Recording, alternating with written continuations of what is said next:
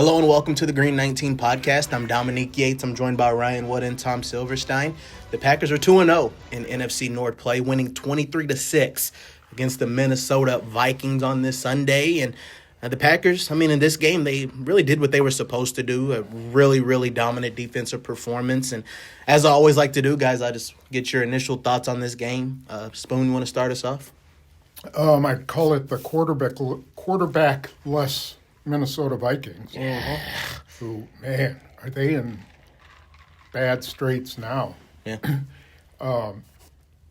They're not getting Carson Wentz back this year, and I don't know what they do moving forward. Think they miss Daniel Jones right now?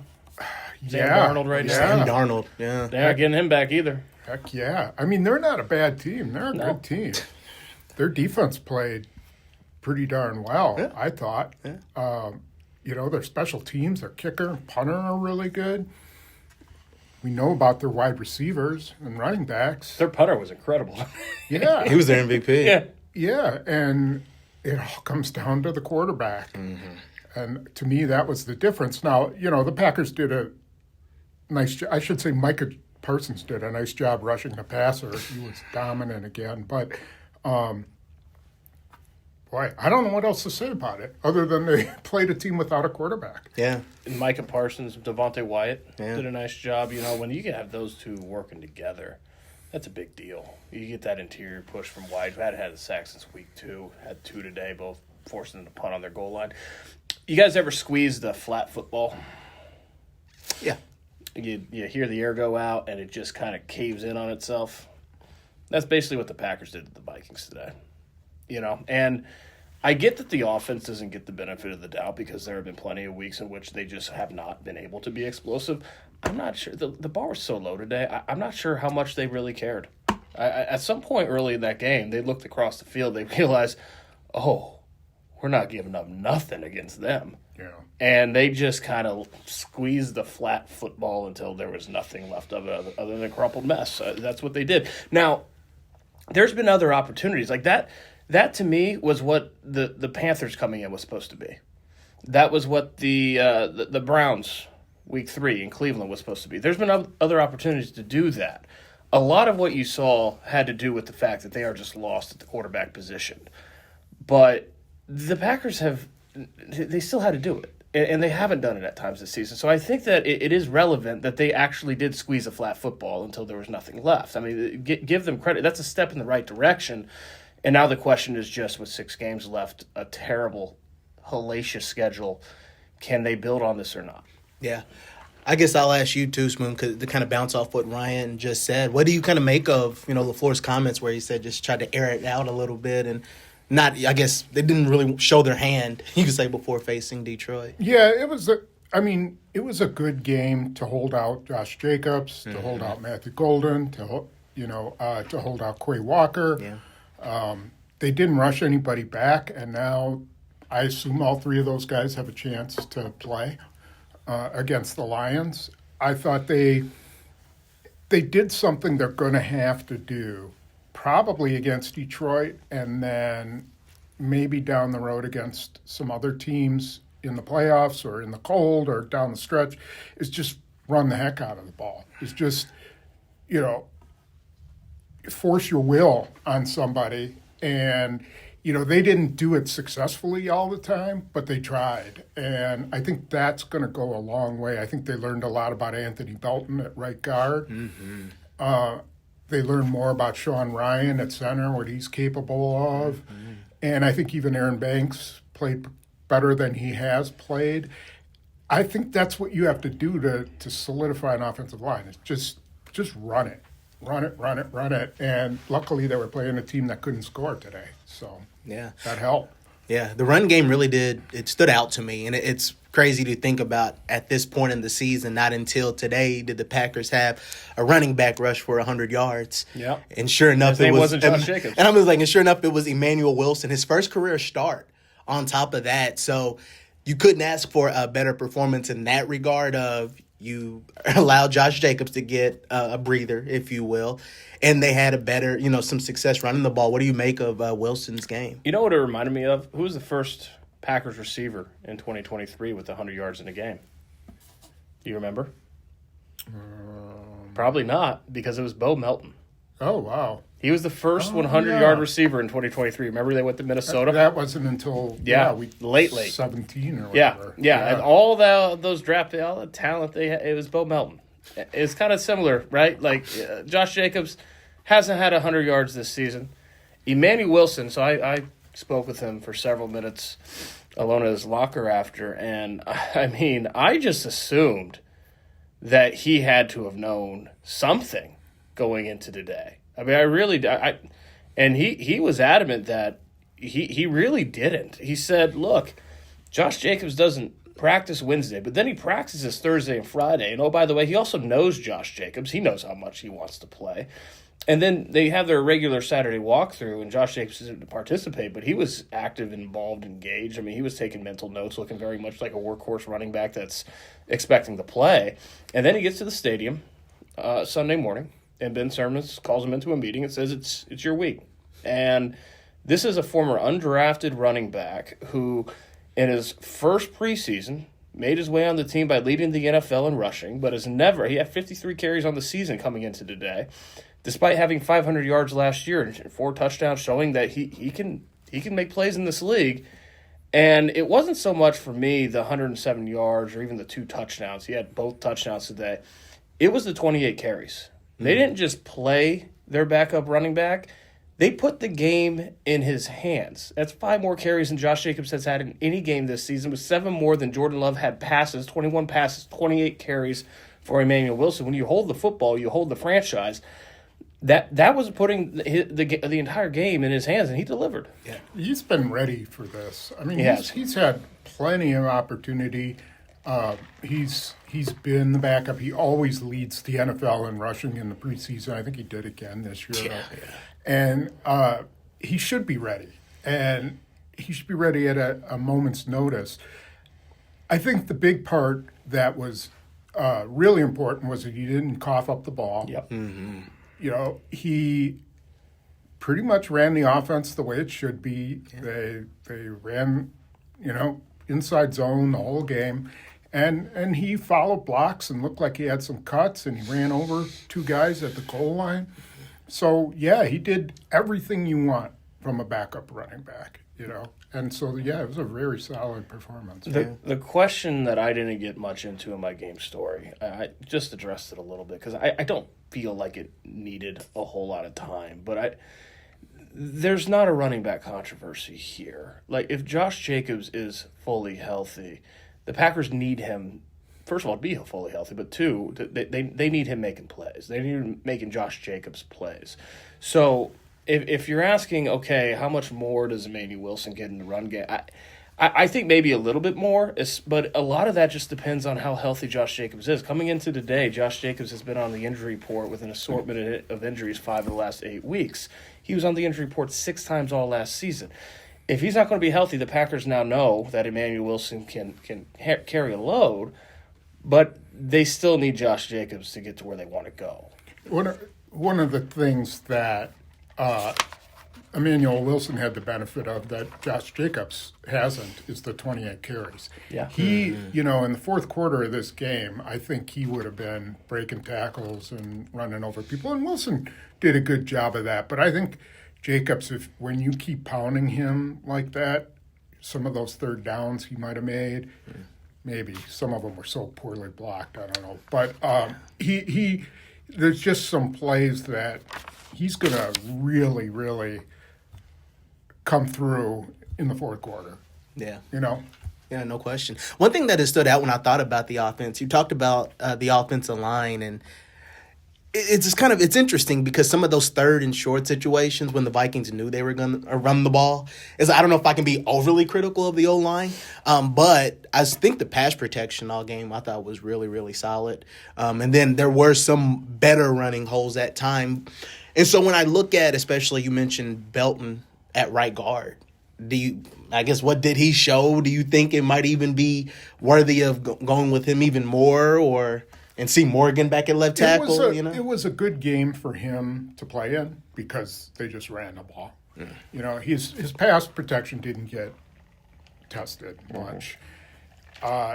That's That's going to be the big caveat with Belton is Jordan Morgan's going to be a better pass blocker, no matter what. But going in against Detroit, if your plan is to run it, then Belton would be my guard if I'm them.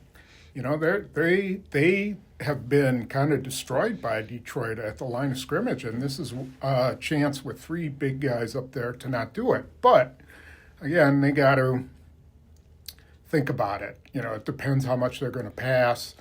I would move Morgan to left tackle now and play Belton full time, but they're not going to do that. No. They're just not going to do it. They're going to wait. They seem to just want to.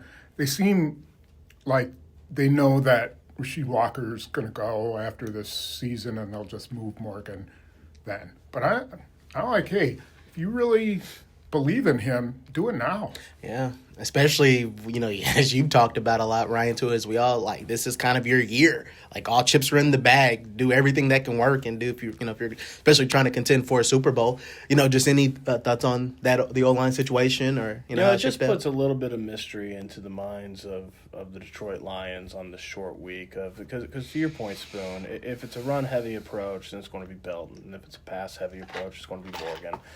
And if you're the Detroit Lions, you're just kind of sitting back, okay, which way is it going to go? I mean, you obviously have to prepare for both, and they will, but as much workload as you can provide on the opposing coaching staff during a short week, especially going into a big game, the better, and I think it does do that. Yeah.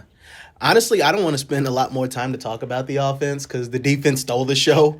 So I don't know if you guys have any final points on the offense. Rather than that, I would, we can jump into that. I think the Packers still have concerns with their offense. I don't think anything was completely solved today. I think they did a decent job running the ball, and they showed that they can do it over and over again. But the passing game was kind of missing. Yeah, uninspiring. I thought a couple things they did well was get the ball to Christian Watson. Mm-hmm. Yeah. If teams are going to play off him, then just give him the ball and keep doing it. Wicks had a decent game, but where longest play was 18 yards. That's not good enough. You gotta be able to hit some plays down the field. And there were a couple times where Love had some time or he rolled out and there was a little bit of pressure and he needed someone to throw to and there was no one there. So that part I think is still concerning. Yeah, 7 targets for Christian Watson, team high. This is his 5th game back from a torn ACL. That is 2 more than any other game he's had, which the most was before today was last week in New York. That is a sign, that is a step in the right direction. He could get double digits, and that'd be fine. Like he's their best receiver. I think it's remarkable how far he's grown as a possession receiver. You saw that today. I mean, when he first broke into the league, he was a straight line runner, and he had the speed to take a top off, but he didn't do anything else. So today, he didn't do the straight line taking the top off. It was just possession, and he didn't drop anything. He was sure-handed. He's really grown. He is their best receiver. You need to treat him accordingly. I do think I don't put a lot into Jordan Love's passing numbers in this game because I do think that they got to the point fairly early where they're like, well, just keep doing what's working there. Plus the shoulder. Defense isn't giving anything up. And exactly. Why empty your bag here? Yeah, that's true. Yeah, why put him at risk against a team that's going to blitz the heck out of him? And they did get 4 shots on him and 1 sack. So, yeah, maybe that was part of it. With the shoulder. What I thought was most impressive, though, is that they didn't go hunting for the big plays. They did that against Carolina. They weren't getting the big plays, and they tried to force it, and it backfired. They never did that today. They were able to recognize, and I think this it signifies growth. They were able to recognize that this is just enough to win easily this week. Just do this. And they were able to be disciplined enough to keep it at that. And so, does it result in gaudy passing numbers? No. But that's a good thing, not a bad thing, because they were disciplined. They realized Jordan Love had one job, same as Emanuel Wilson. Take care of the football. You take care of the football, you're winning big. It doesn't matter. And they were both. The whole offense was able to do that. The Vikings were not. To your point, this is a segue here. First game all season, the Packers have had multiple takeaways. They're up 3-0 in the takeaway department. just take care of the ball, and they were able to. They stayed disciplined. Yeah, I think that was the key to success. Like we've talked, how much have we just said? If you can just play a clean game, it can hide and mask so many of the other issues. Like they didn't have a bunch of situations, even though the offense wasn't like great by no means. They weren't starting behind the sticks. It wasn't a bunch of 1st and 15 or a 2nd and 20. They just kind of avoided a lot of the penalties, the pre-snap penalties, the holdings. Like one penalty. It's pretty sure won the whole That's game. the other thing that the running the ball does. I think that's part of the reason why Matt LaFleur so badly of late has wanted to run the ball, because he's realized that their self-inflicted stuff a lot of times is keeping them off schedule behind the sticks. And running the ball, you tend to be on schedule more. Even if you're not breaking off explosive gains, you're at least on schedule and manageable down in distances. I think that's been intentional. Yeah, so it really does show a lot about that. But no question about it, when the defense plays like this, you're going to have a chance in every game that you play. You had Micah Parsons with 2 sacks. You had Devontae Wyatt with 2 sacks. As far as with Parsons, that's 5 straight seasons with double-digit sacks. Again, only Micah Parsons, Reggie White. Right. Elite company in terms of just the run that Parsons is on right now. And, hey, you said it, taking the ball away. Evan Williams, Isaiah McDuffie, his first career interception. We talked about it this week. You have to disrupt J.J. McCarthy. He hasn't attempted a lot of passes in this league. He's a young quarterback. And they did exactly what they were supposed to do. They made it difficult for him, Spoon. Yeah, I think what they did was got away with 4-man rushes and just flooded the zones.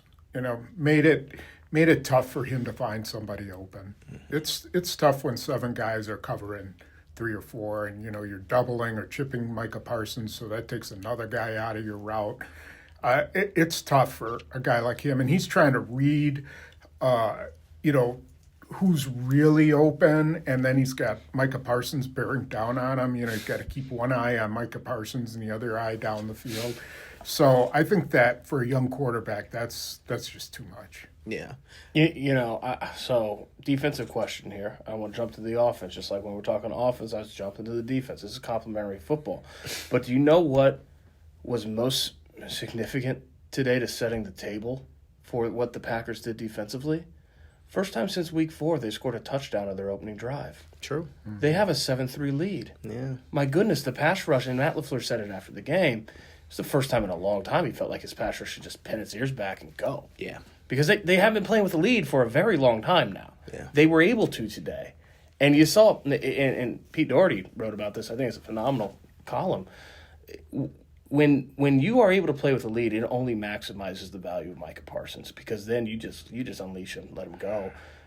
There's not a lot of pass rushers in this league that can, at that level, play with a lead like that. So that's complimentary football. Yeah, I mean, that was really what stood out to me, is how he was able to just really step up continually and just, the dude just shoots out of a cannon. Yeah, he's probably keeps seeing Myles Garrett getting 3 sacks every game. It's like, man, I got to catch this guy, but he's been crazy. great. He gets double, triple chipped, passed on, slid more than anybody I've ever seen. Yeah. And even still, that Defensive Player of the Year is just slipping away from him because of Myles Garrett. Yeah. It's crazy. It's crazy. But he is as valuable to the Packers' defense as anybody. Anybody question. since Reggie White. I will say that. I can't think of anybody who's been, Woodson maybe, that when he had that Defensive Player of the Year, that was probably a year where he was really critical. But Yeah. I think Micah Parsons, as advertised. Yeah. Right. Any of us want to say a question giving up 2 first-round picks for this guy? No.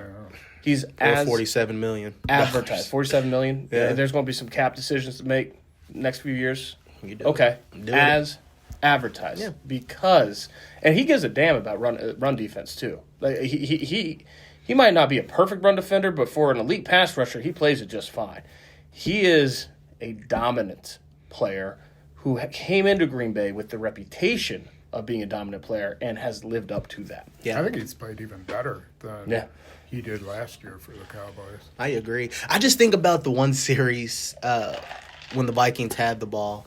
Parsons just flies in, gets his second sack. And then they move him to middle linebacker for a situation. He blitz, just runs over an offensive lineman and creates space for Wyatt to get a sack. Mm-hmm. I mean, if that's not a game wrecker, and just completely changes just the dynamic of a game, like I don't know what is. It's he's going to make money for some people. Yes, he is. Not himself. Yes, he is. I mean, he's probably making money for Quay Walker. He's Wyatt. making money for Devontae Wyatt. Yeah. Yeah, I mean, it's pretty fascinating just to see that, especially Rashawn Gary gets a one-on-one today, He did. and he turns the corner and pressures J.J. McCarthy into throwing over the middle of the field to right to Isaiah McDuffie. I mean, all roads lead back to Micah Parsons. Yeah.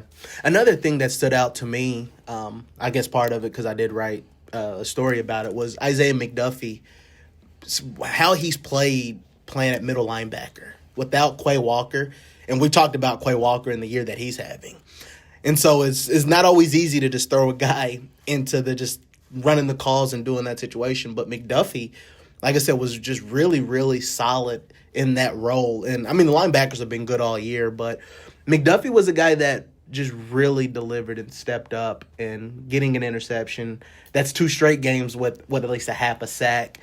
What did you kind of make of McDuffie and just the linebackers and how they have delivered? He was ahead of the game, so he was seeing the game before it was happening because he was getting out in the flat when they were getting ready to throw that. He was in the right place for the interception. He was coming down. Crushed T.J. Hawkinson. Yeah. He came down, in run blitzes very effectively.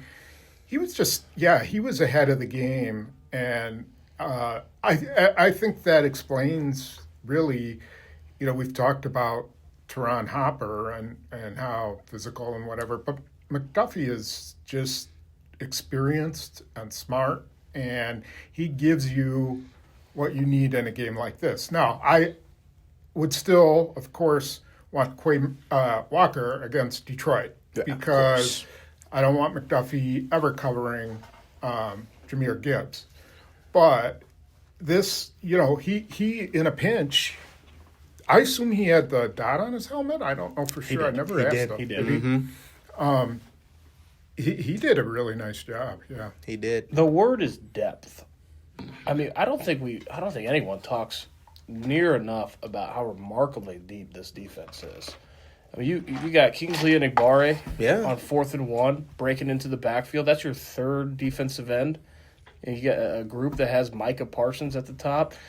They got Lucas Van Ness back today. Hadn't played in a while. You expect him to get. I mean, that's a lot of depth at the edge. Brinson showed a little bit today. Warren he Brinson. always does. He does a little bit. First career half sack today, right? Which initially wasn't called a half sack; it was called a full Isaiah McDuffie sack. And I'm looking, I'm like, he was really? right there grabbing him. Yeah, it's got to be. So he's got a half sack. You've got some depth there. You linebacker, Quay Walker's down. Isaiah McDuffie's fine. Tyron Hopper can't get on the field because there's too much in front of him. Like every time he made the 2-point conversion PBU in Pittsburgh. Like every time we've seen Tyron Hopper, he looks like he can play. He just can't get on the field because there's enough linebackers already. This defense has so much depth, and it's not just top end talent on all levels. It's the depth. Yeah. Did you have a point? I was going to mention Kamal Hadden too. Yes. He was my crush boy during camp. He was. If you recall. Did you hear what Matt LaFleur said about him? Yeah. He's one of the most improved guys. Yeah. Since they he's been here. have. And big corners are, man, they are not. They don't grow on trees. Mm-hmm. Now I don't know if he can cover outside, but maybe this gets him a little more playing time. I don't know what Keyshawn Nixon's status. Got a stinger in 3 days? I don't know. Well, it depends how bad it is. Matt LaFleur did say that Keyshawn Nixon's certainly in question on a short week in Detroit. He says day-to-day, and he said he's in question for that A game. hell of a hit from Devontae Wyatt. Wasn't it? What It's the best hit of the game. You got to move, man. Move, big guy. Way. Oh, my goodness. So I'm pretty sure it looked like it was a stinger. He just took a shot on the shoulder and went down. No, he was a Like, the two best hits Big man. today was Isaiah McDuffie on T.J. Hawkinson, followed directly behind Devontae Wyatt on Keyshawn Nixon. Yeah, but it does say a lot that Haddon was able to just step in, and I mean, he didn't get burnt. You can say on any situation. I think he had a big tackle. He had 4 tackles. But Now, he it helps tackled to be well. going against J.J. McCarthy. It does. Yeah, True. I'm only tempered in the reality of the Minnesota That's true. Vikings quarterback It is. situation. Yeah, but for a young guy who hasn't played at all to come in and not be a problem, and he was not a problem, that's promising. Yeah. I mean, I guess that was the theme of the game. No Josh Jacobs, Emanuel Wilson stepped up. Depth. Quay Walker. Yeah, Depth. Isaiah McDuffie comes in, and then right here as well with Kamal Haddon. Who got the game balls? I don't know. If that's just, Zane Anderson, Yeah. Isaiah McDuffie, Yeah. and Emanuel Wilson. Exactly. As expected in week 12. That's called depth. It really is. I mean, that's what you have to do at this stretch in the season, especially because the Packers had early bye. This is like that stretch where you're going to have some of the guys getting banged up, and it's just a tough stretch. So you need some guys to kind of help you along the way coming off the It sideline. takes a deep team to make a Super Bowl run. Yeah. Because It does. an NFL season is not just a marathon. It is a marathon with you getting battery rammed every step of the way, and you're going to lose guys. Spoon, you were there in 2010. That was a Super Bowl won on depth. You got and the Packers do have the depth to make that kind of run. Yeah. I think they showed it more, especially this game, in terms of like, okay, can you win a game with a guy like Emanuel Wilson? Yeah. I think that was something they really showed in this game.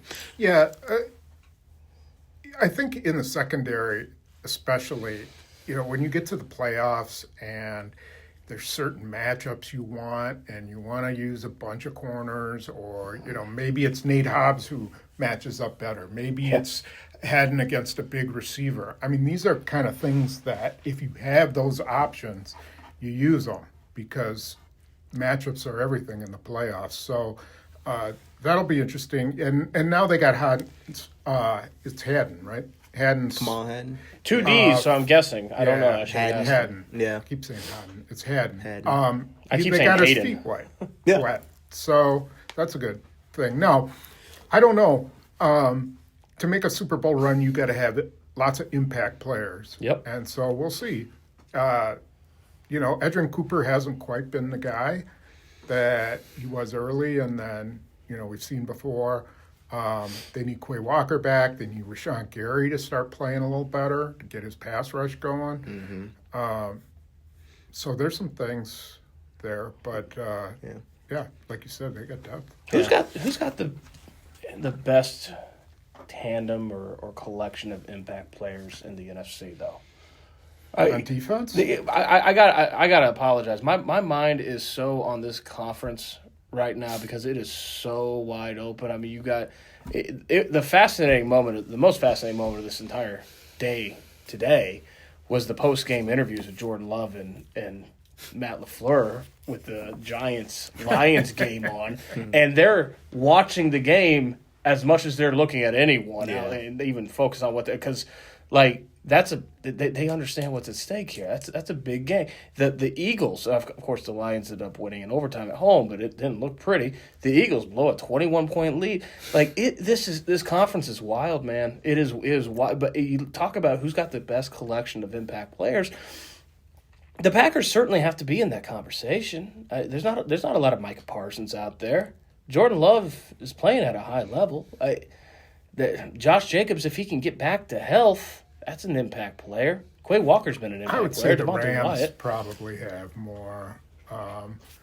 Seattle has some really nice, they got the receiver, they got guys up front and on the defense.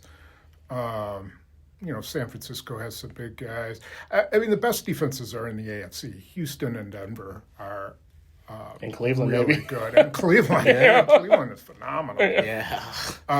But the Rams can put out quite a few players. So the Packers players are they really need somebody younger to all of a sudden start to find himself. Whether that's Jaden Reed when he comes back, or whether that's Matthew Golden. Throwing more to Christian Watson.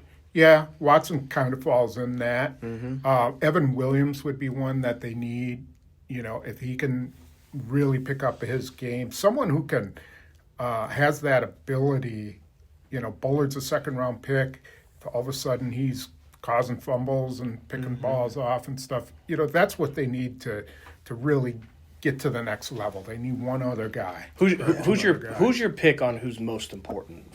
I'm with you on those names. Who do you think is most important to take that leap in these last 6 games? That's a good question. It is a good question. I got to think about it. Every once in a while, I fall into one of those. Yeah, right. One guy that I don't know if he'd be like number one for me, but I think if he can continually take a step, it could change, especially for the secondary, Carrington Valentine. Because it's fascinating to think about this Packers defense. We've talked about the takeaways. Isaiah McDuffie became the first non-safety to have an interception for the Packers this season. Right? No corner. For the corners. Yeah, no corner has had a pick. Obviously, Evan has had, 3 as of late. And McKinney's had 1 or 2.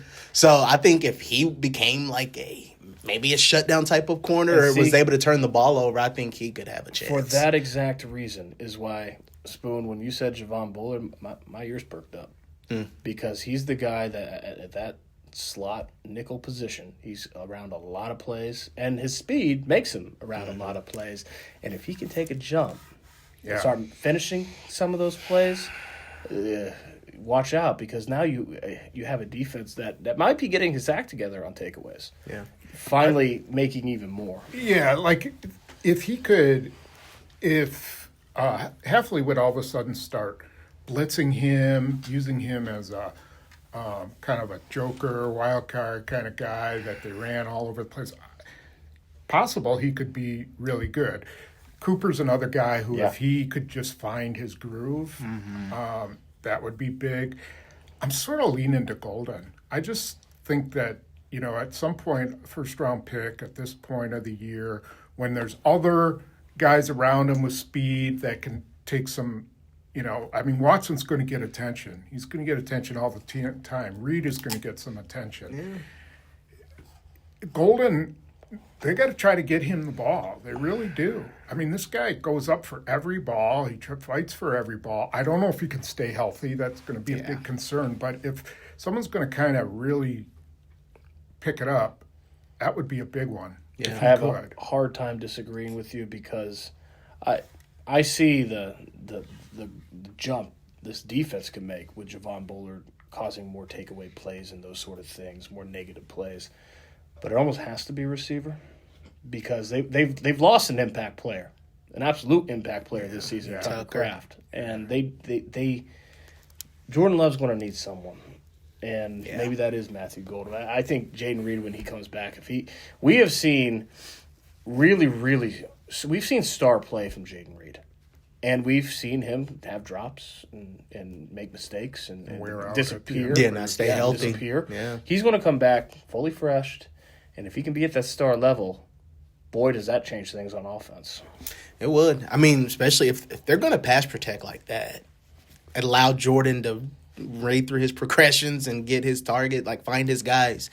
There's a chance with the passing game. There is a chance. You just haven't seen it yet, but we'll see if it comes together when they start to bring back guys and they can stay healthy, if that can happen. Yeah, I'm sorry for sidetracking us, Dominique. I know that we got to talk about this Packers-Vikings game, but my head is just on how fascinating this NFC is. All of a sudden. Fair. It is. Right. It's Wednesday. This game is in the back. Wednesday night. Yeah. I will say this. What about special teams?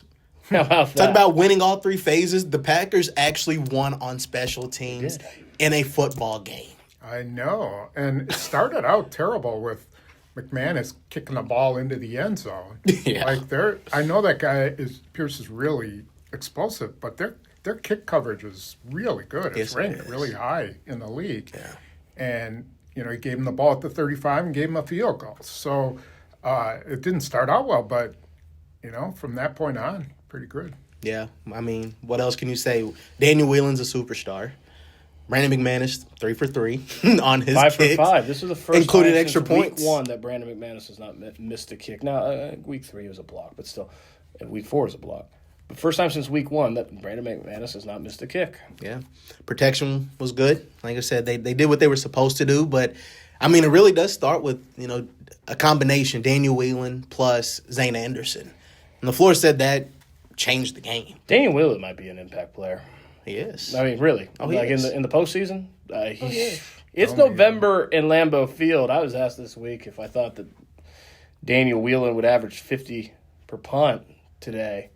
And I laughed at it because I'm like, it's November in Lambeau. No one does that. Yeah. Ever. What he end up with, Spoon? You got the book there. It was 48. 48. He got damn close. Yeah. Yeah, including he had a 63-yarder. Yeah. 47.5. Yeah. I mean, that's within neighborhood. Yeah. That does not happen. Not in this stadium this time of year. Yeah. Right, the guy who could probably play tight end had 55.5. Whew. He was really impressive. He was really impressive. That was really good. He was their best player, the Vikings. He was. That's what we said. really I said that was. to you during the game. I'm like, he was the really MVP was. for them. But yeah, I mean, like I said, Whelan just kind of changed the game, and that's sometimes offensively with LaFleur. Again, he just didn't have to be as aggressive this game when you have a punter who can flip a field and you have a defense playing like that. Again, you didn't have to try to go all out offensively. So again, it was just like a beneficial thing for this team. And next, Thanksgiving in Detroit. Yeah. It's going to be intriguing. I don't know what to make of it just yet. I might need to sleep on it before I start making predictions on it, but I'm sure the Lions were not happy they had to play into overtime. No. And then come back for a Thursday game. That's not at all good. I mean, Matt LaFleur was asked about that, and he was at the podium with the cameras rolling, so he wasn't going to say that, yeah, it's an advantage. Yeah. But of course he's thinking, yeah, that's an advantage. Yeah. Absolutely. So we can talk more about that. All I know is they better cover Jahmyr Gibbs. Yeah. Better find someone who can cover Jahmyr Gibbs. All the Packers talked about all offseason was divisional opponents, divisional games. 1-5 was a debacle last year. They knew if they had any shot at doing anything remotely close to what they wanted to do, what they traded 2 first-round picks for Micah Parsons to do, they could not go anything like 1-5 in divisional games. They are now 2-0 against the NFC North. They have more wins against the NFC North than they had last year.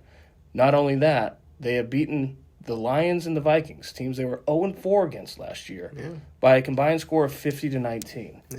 Both games were not close. Now, there's 4 more games left. They have to finish that, but that's pretty significant. Yeah. You couldn't ask They're for a not better squeaking start. these games out. No, you couldn't ask for a better start. And Can they take it to Detroit? But again, more than anything, too, take care of them at home. Yeah, that too. You beat Detroit in Lambeau. You just beat Minnesota here. 0-2 at home against the Lions and Vikings last year. Now they're 2-0. Exactly. They flipped it on its head. You had to win those home games. Just, I guess, any final words and thoughts, Spoon? No, that says it all. I mean, it's funny. They're chasing the Bears. But, so is Detroit. Yeah. Everybody's chasing the Bears. So this is a huge game. Well, we'll talk more about it on Tuesday, but we can. Yeah, we can. But I mean, you're right. I'm like, you're not wrong. It is a huge game, but I guess they took care of business on this Sunday. 2-0 in the NFC North, 7-3-1 on the season. That one tie is just going to mess me up all year. It really is. But hey, the Packers they're figuring it out. They're finding ways to win. At the end of the day, that's what this team was able to do. And we'll get together here in the next couple of days, maybe a day or two, and we'll talk more about the Lions matchup and what's to come in Detroit for Thanksgiving. So, guys, I appreciate it as always, and thank you for all of the insights, and thank you for checking out the Green 19 podcast. The Packers pick up a 23-6 victory against the Minnesota Vikings. For Ryan Wood, Tom Silverstein, I'm Dominique Yates.